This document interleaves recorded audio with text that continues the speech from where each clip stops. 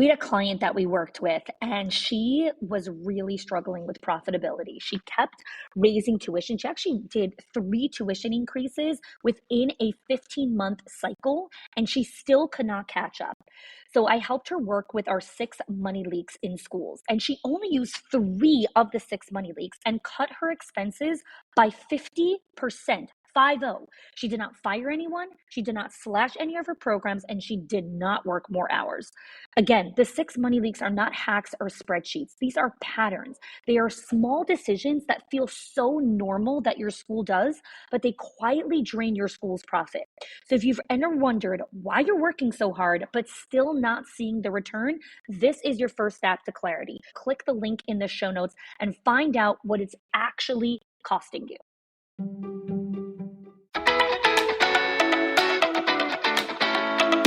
Welcome to the Schools of Excellence podcast, where we have conversations about education, leadership, and building a school of excellence. The goal on this show is to bring you clarity, up-level your mindset, and give you practical strategies and inspiration so you can show up with confidence and trust your decision-making. I'm Chanie. I'm a mom of 4 under 10, a former New Yorker, and been in the early childhood field my entire life. And I'm so grateful that you've joined me for this conversation. Hello there, and welcome back to another episode of the Schools of Excellence podcast. Today's episode is a very unique one, actually. This is a strategic advisory. So this is a mini training that I do every single Monday morning for our directors in our circle and our owners HQ members inside of our membership. And every Monday, we have strategic advisory where I do a training on a specific topic that is timely, relevant, mainly specific on mindset work or how to continue to elevate and coach your leadership team and your staff. And so what we noticed in some of the conversations inside of the group was people were really struggling with how to prioritize mental well-being during busy seasons, during seasons of high stress or high enrollment or intense hiring seasons. And so in this episode, I really break down how to very simply prioritize mental well-being, why we have these resurgences of stress and anxiety, and how to navigate through it, right? The goal in life is not to eliminate stress. It's to learn how to sit with the discomfort, how to create more tolerance for it, and how to invite the simple pleasures in life. So today's episode is sponsored by the directors in our circle and Owners HQ, which are the Schools of Excellence flagship programs for directors, owners, and executive leaders. If you're interested in coaching and training, and specifically a community of leaders who can stand beside you and help you up-level your journey as a leader, click the link in the show notes to apply. And right now, let's dive into today's episode. Good morning. Welcome everyone to this week's Strategic Advisory. Glad to be back here. So as you're coming in, just give me a quick hello in the comments so I can see who is here live, who is joining us.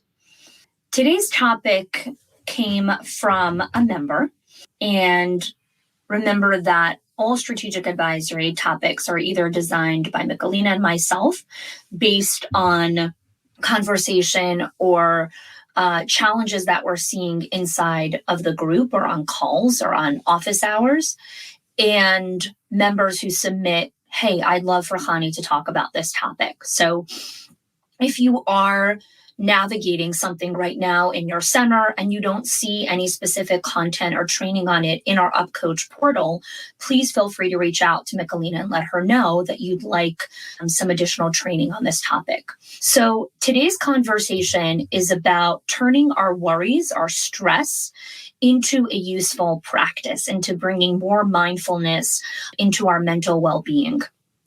So one of the things that happen is that as we become more aware of our negative thoughts and we can turn them into something positive or useful or practice that level of awareness just throughout each day, just checking in with our temperature. Because what happens is if we're constantly worrying about others or our staff in the workplace, we really deprive ourselves of moving the company forward. And we also rob our own staff and our leadership team of their own learning cycles, of their own ability to sit with their own anxiety and their own stress and learn how to practice more mindfulness. I always say the goal is not to have a stress-free life, right? Like stressors and stress are always going to exist as long as we're alive and we get to enjoy this one beautiful life that we have. Our challenge in today's world is understanding how to navigate those stressors and those things that come into our lives with more equanimity, with more regulation, with more peace, and with this real understanding of totality that we're really not in control. We are in control of our own thoughts. We get to decide what we think about. We get to be in control of our response. We're not in control of other people. We're not in control of the environment. We're not in control of the government. We're not in control of what happens next. And that's terrifying. And anytime we're operating from this place of fear, it's because we are seeking control. And when we are seeking control, we don't do beautiful things. We actually try to manipulate. We become codependent.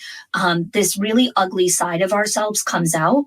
And the more that we can learn how to recognize that it isn't about being in control, we can really learn to sit in the awe, in this reverence of this beautiful life that we have, the schools that we're building, the businesses that we have, how we've built it, how it continues to run, how we navigate it, but also how very little control we actually have on so many things that are happening. And it's that paradox that we live with consistently. We're just not in charge of other people. Everyone makes their own decisions and their own choices in life. And we wish we can manipulate certain decisions, but manipulation never creates genuine, authentic connection and relationship. It actually consistently severs the relationship. And so as we're looking to continue to build these beautiful connections and relationships with our team, we have to ask ourselves, where are we operating from? Where are we leading from?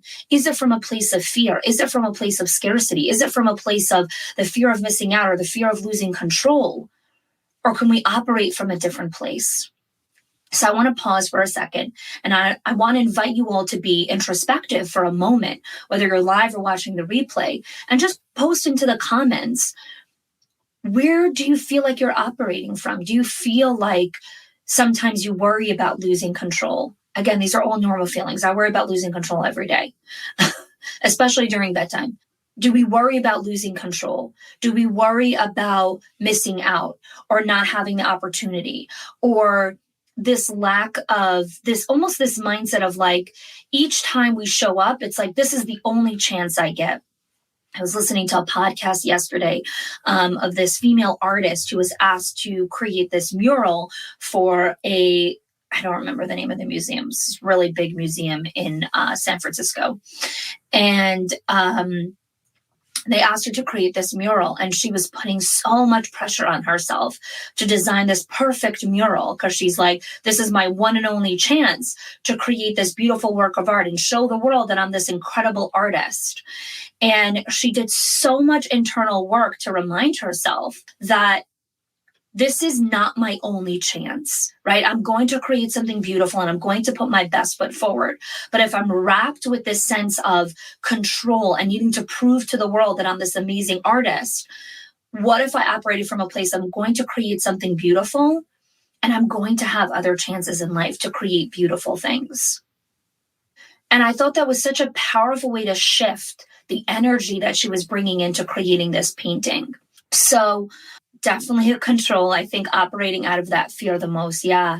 So hard, Taylor. Catherine, same, or I only have this one time to make it right. Yes, right. It's that all or nothing. Like, this is my only chance to make it up to this parent. This is my only chance to get back into the good graces of this particular staff member. And there's so much weight on each interaction, each conversation, and each moment. And life doesn't work like that. Like, we're never stuck. Life is always moving forward, right? Life is constantly in this motion.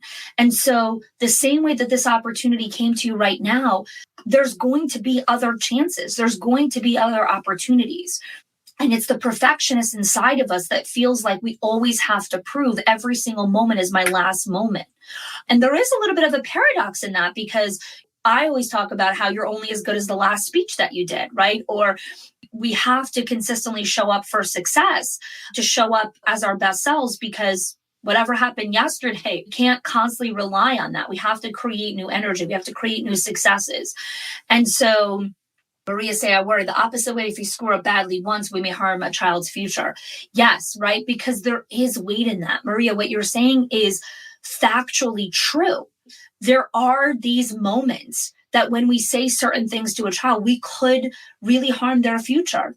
I'm not taking that away for 1 second. But what if we also lived with the mindset of there's opportunity for healing, there's opportunity for makeup, there's opportunity for a second chance. And that doesn't minimize the pain that happened earlier. It's not that when you come for the second chance, you completely eradicate the hurt. Absolutely not. But there's a chance to take the hurt and come closer together. The internal pressure, it has to be now. It's not even now, it has to be yesterday, right? It had to be last week. And that anxiety continues to heighten inside of ourselves and pump cortisol into our system and really leaves us in this state of a lot of fatigue and exhaustion, because it's a lot. It's a lot. So today I want to introduce just a couple of different avenues to help us regain our composure in these moments where we feel the all or nothing, in the moments where we feel like I have to make this interaction perfect. This is my best time to make my first impression. I have to do it this way. It has to be like this. I'll never get other chances. One of the first things I found interesting as I continue to explore this work is when we have this response to something, this like negative reaction or this trigger, if you will. When we're reactive to something, when we get reactive in a situation, or you see a staff member get reactive in a situation, a reaction is a memory that isn't a memory yet. I'll explain what I mean.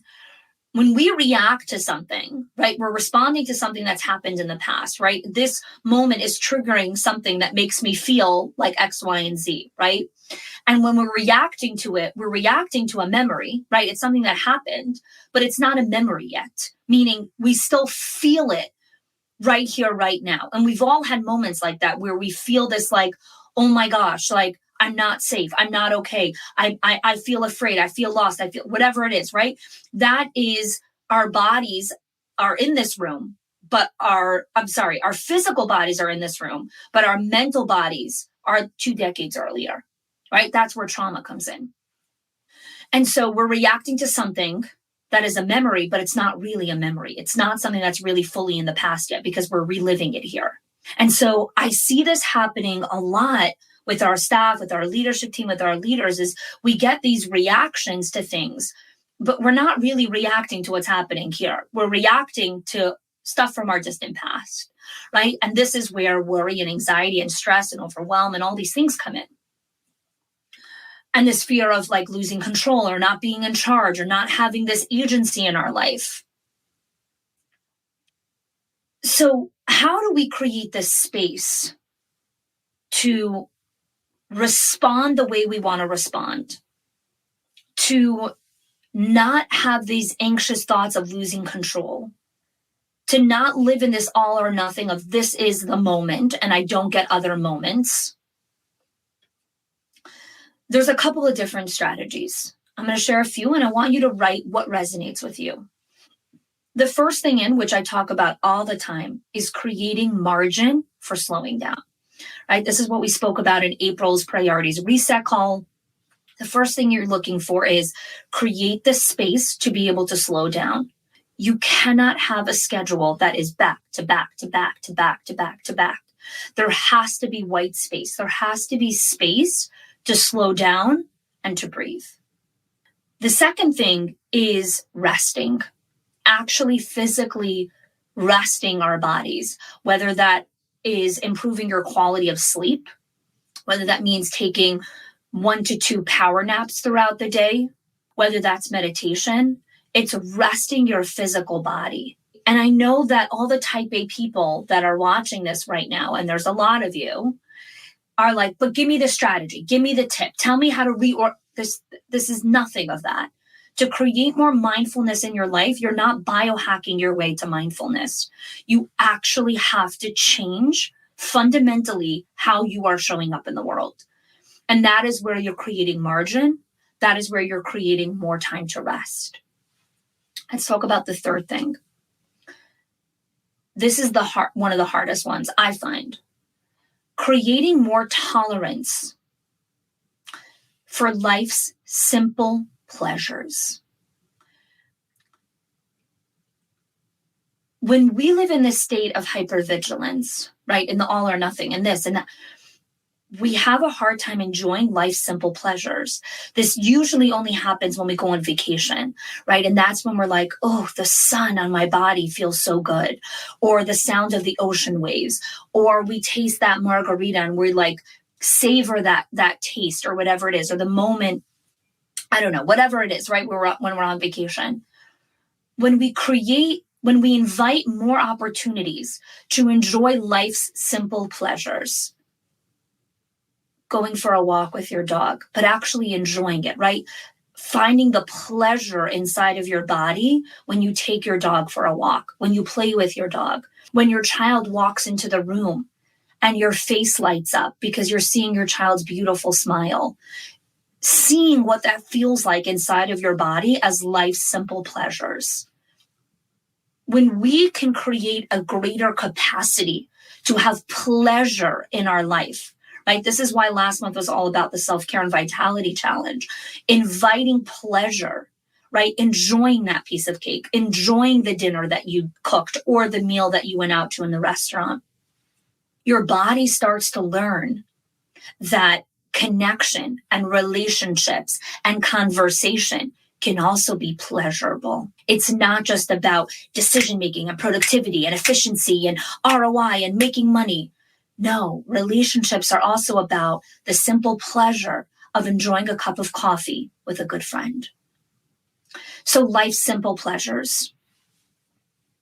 The other thing you want to build more tolerance for is the tolerance for discomfort.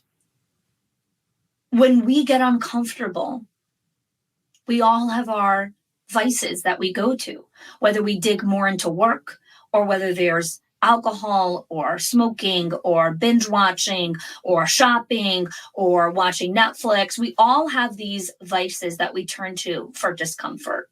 And when we can learn to expand the capacity for discomfort, where it's like, oh, that was uncomfortable. I did not like that conversation. But you don't look to numb the pain right away or distract yourself from it, but you learn to sit with it for a couple of minutes. As you expand your capacity, you actually learn how to sit better in a state of equanimity.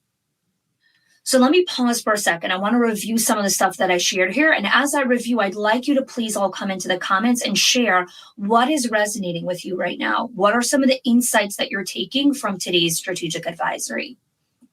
So I spoke about how we want to create space for slowing down, creating margin in our calendars. The second thing that we want to do is understanding how we need to rest our bodies, whether that's sleeping more at night or resting during the day. And the other thing we want to do is we want to create more tolerance for simple life pleasures and more tolerance for discomfort. So let me know in the comments now, what are you hearing? What's coming up for you? Maybe even just take your own temperature check of your body. What do you want to create more tolerance for? What do you want? Like, do you need to create more rest? Do you need to create more space in your calendar? What's coming up for you? Okay, let me read some of the comments here. Catherine, it's a lot. I literally spent the weekend crying that I'm failing. I'm in survival and I feel like I can never catch a break. Yeah, Catherine, you're not in an illusion. It actually is like that, right? Because we'll never catch up because there's always work to do. We make the intentional choice to stop and say, this is where I stop, right? This is my capacity for today. I'm not so concerned about losing control, more so concerned that my team will not feel that I'm present as I once was. I have concern for loss of gain momentum to overcome our barriers, to prove our credibility and strengthen our culture. Again, that is, you're afraid you're going to lose something. So you're not afraid of losing control. You're afraid you're going to lose the culture that you've built, the credibility that you've built, the reputation that you've built, right? When we operate from a place of fear, it comes from you're afraid that you're going to lose something. The most common one is control. But here you're sharing other things that you're afraid of losing, right? Thank you for sharing. I really appreciate today's conversation and just the honesty and vulnerability in the comments. I can totally relate. I don't feel like I can get caught up and fully integrated into the group yet. And that causes a lot of internal stress and pressure. Deanna, you're not supposed to get caught up. You are exactly where you need to be. And I want to make this announcement for everyone in the group. Every single person is in a different place because every single one of you have a different season of life that you're currently navigating. Deanna, you don't have young babies at home. Catherine does. She's in a completely different season of life. And yet you relate that you both feel like you can't catch up, but you both can't catch up for different reasons. So it's not about solving the reasons that are going on in your life. It's about recognizing that you're exactly where you need to be. You never need to catch up. You need to continue showing up. There's a very big difference. You don't need to catch up. You need to continue showing up. Let me know if that feels right for you. Mandy, I can relate to needing to build more tolerance. More tolerance for what? More tolerance for life's simple pleasures, more tolerance for discomfort. Would love to hear a little bit more specific. All this resonates. I need to be more tolerable of being uncomfortable and healthier ways to deal with discomfort. Yeah.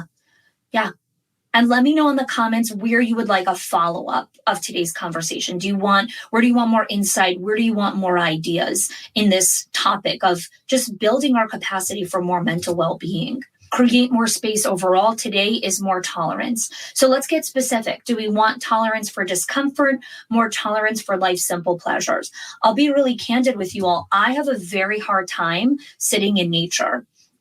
My husband will take the kids out for nature walks or he'll do scavenger hunts with them. And I rarely go on those walks because what I do when I go on those nature walks is I'm actually distracting myself the whole time. I'm like, who needs the bathroom? Who needs a drink of water? Who needs more sunscreen? Who needs sunglasses? Like, who needs a snack? Like, I'm constantly trying to work the situation as opposed to being present in nature. Like, my husband's like, look at that gorgeous flower. Look at the ripple of the water. And he genuinely means it. He's like, look how gorgeous it is. Right. And all my kids are like looking at it. Right. And I'm like, who needs the toilet? Right. Like, so I need to learn how to enjoy life's simple pleasures, this is why I'm obsessed with being outside in nature, because I'm learning to train my body to actually enjoy nature and sit in the beauty of the world that God created and actually enjoy it. Because I have a hard time enjoying those little simple life pleasures. It's a process. I've definitely expanded my capacity tremendously, but it is a journey. It's definitely a journey. Let's see what else we have here. Rest and sleeping well is so important. I'm struggling with sleep and it affects everything. Yeah, Leslie, sleep is huge. It's actually Todd Herman, who works with pro and Olympic athletes. One of the first things he works on with athletes when he starts coaching them is their sleep. And the first thing he works on is every athlete needs to be having at least 8 hours of sleep or he won't coach them. He's like, there's nothing that I could teach you if you're not sleeping properly. And so he actually works a ton on sleep and nutrition before he gets into any of the mental game stuff. Tolerance for pretty much everything, staff, family life. When we have a very low tolerance level, it's usually because we're overcommitted. We are giving constantly, and we're not taking care of ourselves. And so our tolerance level for any type of stupidity or discomfort or issues that we deem as like insignificant, we have zero tolerance for it. And so building our tolerance level is actually learning how to take care of ourselves a little bit better and build better boundaries. I want more space in my calendar. I need permission to schedule meetings on my time. Oh, Maria, yes. Okay. So Michelina, I know you're watching this. Let's make sure Maria really digs into the time management part of the foundations and the school leader scorecard so she can start learning how to create her calendar as an owner on her terms. You're in charge of the calendar. You call the shots. You make the decisions in your calendar. Mine is tolerance to rest. I always feel bad if I'm not being productive. So Heidi, I've said this before in strategic advisory. I have this love-hate relationship with my couch. I have a very difficult time laying on the couch for more than 10 minutes. I've expanded my capacity. Now I'm about 30 minutes where I could sit in the couch and not feel anxious. But you actually need to develop a different relationship with rest. A lot of this has to do with upbringing. I grew up in, a lot of productivity in my household. And whenever you were sitting still, it was like, why aren't you doing something? And so when I sit, the first question that comes into my head is, what do I need to be doing? And this still happens. I sit on the couch. The first question I ask is, am I missing something? Was there something I'm supposed to be doing now? I sit at the kitchen table. I sit at the dining room table. I sit outside. I sit in the hammock. It doesn't matter where I'm sitting. The moment I'm sitting, the first internal thought that goes into my head is, what am I not doing? Right? And I have to train my mind to put in different thoughts of, there's nothing I'm supposed to be doing. What I'm supposed to be doing right now is sitting. I'm supposed to be resting. That is what I need to do right now. So building your tolerance to actually sit on the couch. It's a practice, but you will get there. Okay. This is great. This is such a great conversation. I want to have space in my calendar to have my challenging director solve his problems. Yeah. So you want time for difficult conversations. Make time for it. Put it in your calendar. Okay. Someone else. Something I've been working on is tolerating other people's discomfort. Oh, yes. This is a whole nother conversation, right? How do I tolerate other people's big emotions, other people's discomfort without trying to fix it? I've also been trying to listen to my body and rest when it tells me that it needs rest. Yes, your body talks to you. I had a very interesting conversation. So I work with an incredible psychologist. And one of the things that we were talking about once was we stop listening to our bodies, right? It happens at a certain point in our life where she called it, we consent to distortion. I could write this down. It's called consenting to distortion, where our bodies are telling us one thing, like, I need to rest. This doesn't feel comfortable. This isn't right. I'm not okay with this. I didn't like what just happened, right? But then the authority and the environment around us tells us, no, it's okay. This is actually what needs to happen. And so what happens is we have a lifetime of consenting to distortion. Our body's telling us one thing, but we consent to the distortion, to the distorted reality where environment and authority say, no, this is actually the right thing for you. And so what happens is as you go into adulthood, you need to learn how to stop consenting to distortion. You have to learn that your body actually is correct. And what you're seeing outside of you is not. It's a distorted reality. Your body knows it's rest time. Your body knows it's sitting down time. Your body knows it's eating time. It's drinking time. It's refueling time. But we consent to all the distortion from a lifetime of messages, from teachers, from parents, from environment, from society. It doesn't matter. So I don't know who this is personally, but let me know in the comments if that resonates with you. It's a really deep concept in healing, but it's powerful when you start to understand that your body knows and what you're thinking it knows is the distorted reality. Let's see what else we have here. Make an intentional choice to have self-awareness, self-care, boundaries. Don't put so much pressure to be it. Yeah, this is, again, like the issue with womanhood. We think we have to be everything for everyone all the time. And our job is the caretaker. Our job is the human giver. The Nagoski sisters have a book called Burnout, where they define human giver syndrome, right? Where we think we always have to be the person who is giving. And we can never be the person who's taking or who is being taken care of, which leads to a lot of resentment and underappreciation and feeling being used.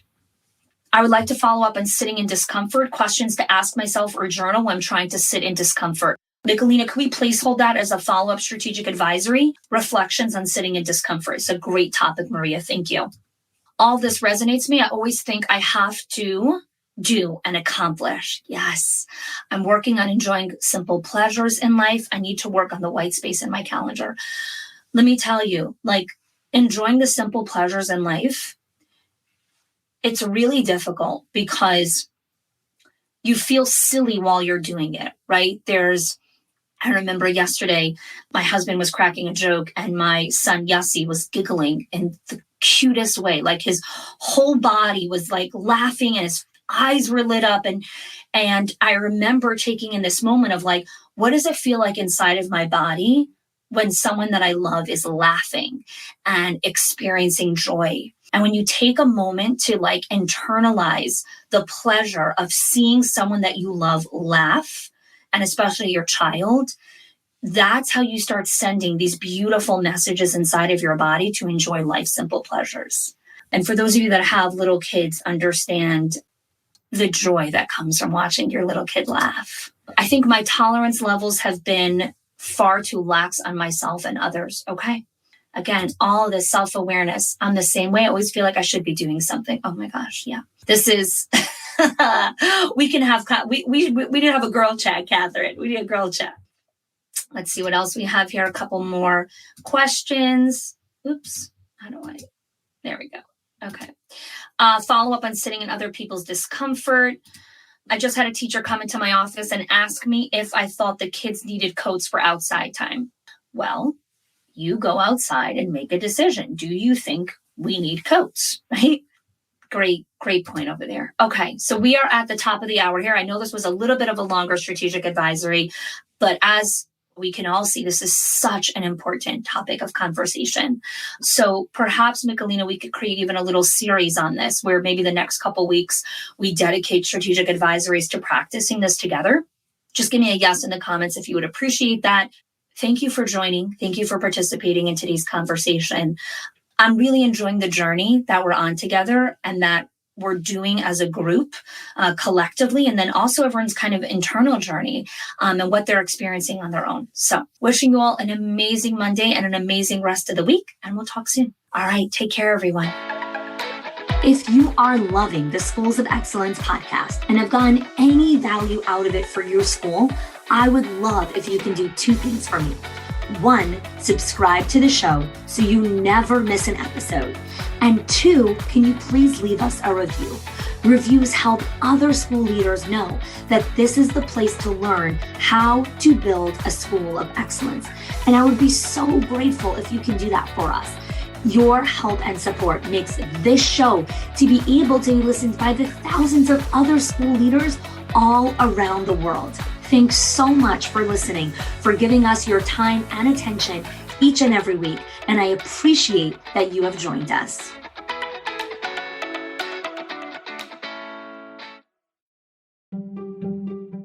If your accountant has ever told you to cut back on professional development or slash your teacher appreciation budget or your staff development budget just so you could stay afloat, or has told you, hey, you probably can't go invest in that program, please listen. The problem is not that you're spending too much money on your people or yourself or your investment or your support system. It's that your school has invisible money leaks that are draining your profit, leaks that no spreadsheet will ever catch or accountant. So I created the 6 money leaks of schools that show you the 6 core areas that schools lose money every single month without realizing it. If you close even one of them, your profits will start to soar without sacrificing your team. Go get it now and stop blaming the things that are actually building your school.